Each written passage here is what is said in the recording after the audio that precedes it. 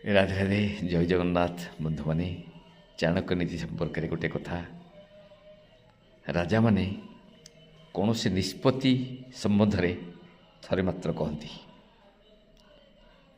ପଣ୍ଡିତମାନେ ମଧ୍ୟ ନୀତିଗତ ନିର୍ଣ୍ଣୟ ବିଷୟରେ କୌଣସି ଦିଗରେ ନୀତିଗତ ନିଷ୍ପତ୍ତି ନିର୍ଣ୍ଣୟ କରିବା ଲାଗି ପଣ୍ଡିତମାନେ ଥରେ ମାତ୍ର କହନ୍ତି।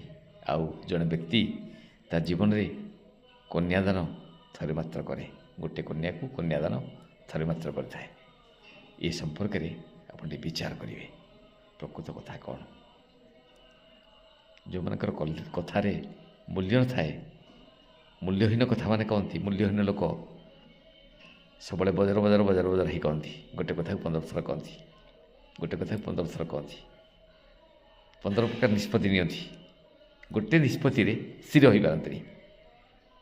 ଆଉ ଅଜ୍ଞାନୀମାନେ ମଧ୍ୟ ସେହିପରିକି ଗୋଟେ କଥାକୁ ବାରମ୍ବାର ବାରମ୍ବାର ରିପିଟ୍ କରନ୍ତି ଗୋଟିଏ କଥାକୁ। ଆଉ ସଂସାର କଥା,